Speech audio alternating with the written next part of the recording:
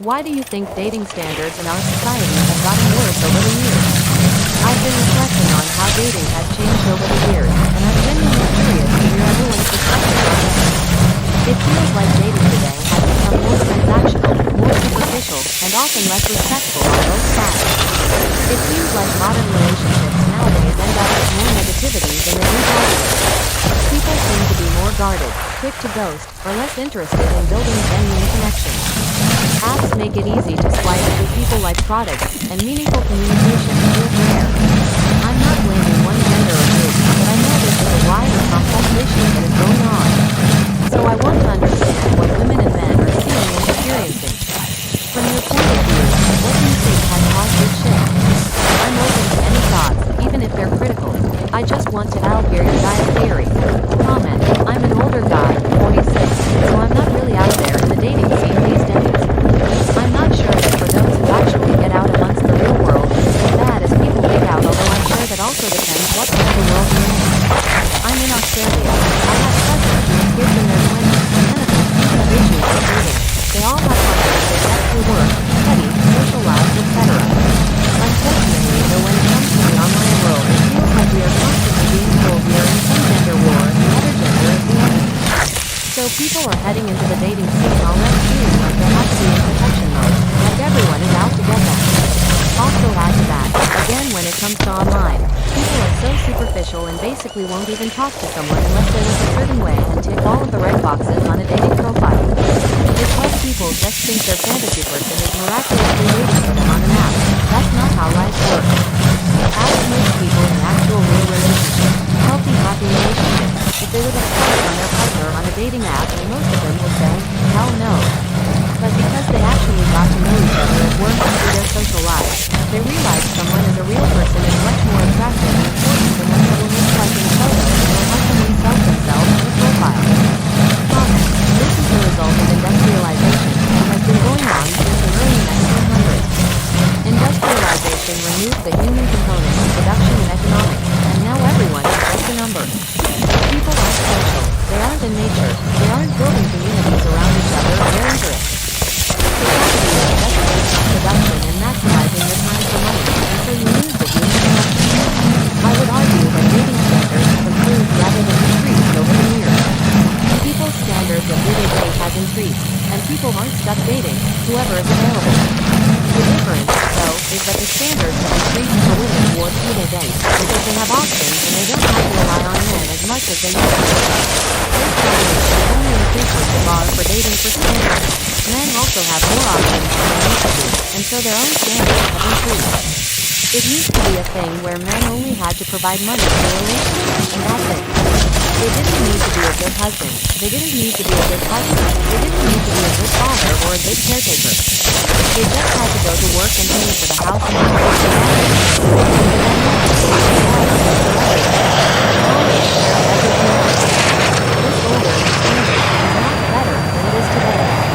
women weren't allowed to have jobs, or to have their own bank accounts, or own their own assets. So they were forced to be with any man that would take them. Women also used to be forced to marry men that their parents decided. Still happens today, even in the USA. And sometimes women were forced to be married to a 3040-5-year-old man when they were only 14 years old. Child brides are still legal in the USA as well. It's better now that they are allowed to have standards on who they get to be with, versus being forced to tolerate shitty conditions. Comment: yeah, it's tough. I am a 30-year-old woman and I have never even been able to get a date from online dating apps.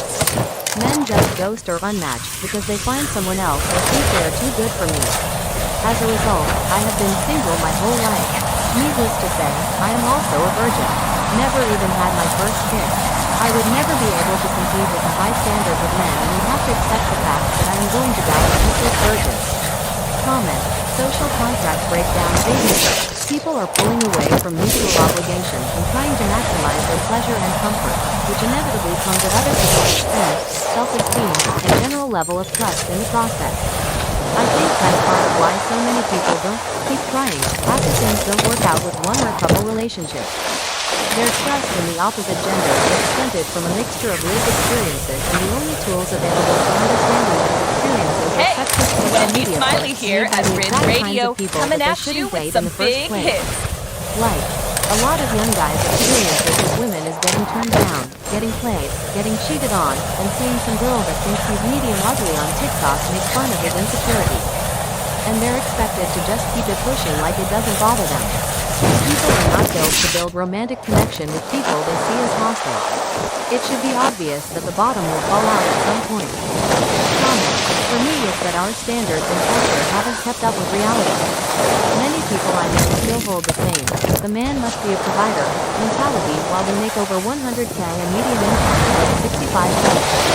The issue is we've kept the standards of the 1950s, but the economics aren't here for it. The literal nuances of online dating didn't help at all and warped people's perception. That's a whole essay's worth of social effects along with social media. I think people these days romanticize the real connection out of relationships, so it's just a hard situation overall. Our expectations are for a world that doesn't exist, and we're in hard time economically, which makes people more focused on the material parts of relationships, and our standards can't cope with the reality. It'll only get worse with time, cause even if the economy changes, more women go to college, more get higher wages, and still expect to find a man who makes more. It's the one rule the past had, cause it was used to make women settle for men who had no emotional intelligence or compassion. So IDK is the giant mix of problems, and not one individual part killed it unless you want to blame capitalism. Comment. Social media has created unrealistic expectations for what you can expect in a partner. When I was growing up in the Stone Age, where social media and even TV barely existed, as guys formed our expectations based on girls in the neighborhood, and although relationships came and went, just about everyone I knew had a girlfriend or a boyfriend and was pretty happy with their choices. Even people who didn't have an ideal appearance did pretty well, as there seemed to be a lot less emphasis on looks. Possibly related, both sexes were in better health and slimmer than youth of today, and more physically fit. But mainly it comes down to this: lacking social media, gaming, even TV barely existed. We were all very social and built many friendships, which just sort of seemed to be the never-ending pool of available girls or boys to date. And the personal skills to do that came naturally to most people because of the environment we grew up in. Comment. The ground zero that has killed dating is that people don't form social circles anymore. Back before cell phones and dating apps, nobody, okay very few, met their romantic partners by walking up to them and hitting on them in bars like in the movies. You met them because your friends knew their friends. You met them because your roommate knew their roommate. You met them because your coworker hooked you up with a sibling. You met them because the old ladies at church played matchmaker. The people you dated were the ones where your Venn diagram of contacts touched the edge of someone else's. In short, you didn't date people with context less boys. They were already somewhat pre-vetted, and while things didn't always work out, of course, there was usually good reasons to think you would be compatible with each other, and somebody would let you know that X thinks you're pretty cute, long before you ever got around to asking them out, which took away layers of uncertainty and sped things up.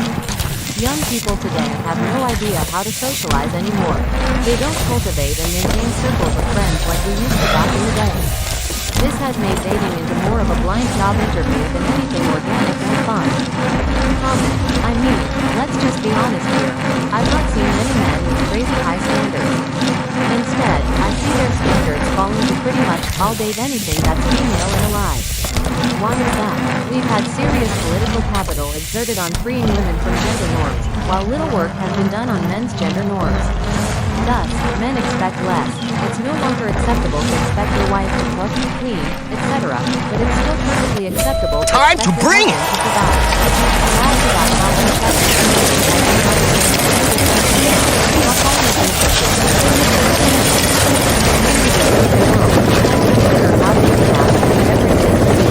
High speed, no drag. there's a dozen other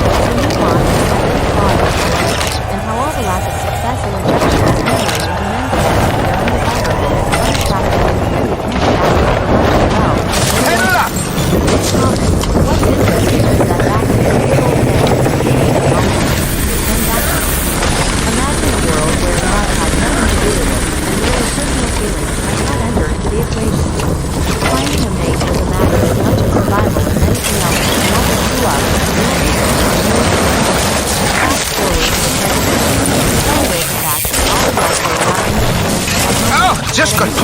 savage. increasingly likely for people to hold others to unrealistic standards that they themselves cannot meet. So a philosophy that you deserve the best, ironically, can wind up causing some self-actualize themselves out of the realm Pick up the of ever speed and recognizing hunt down those riders, anything baby. one.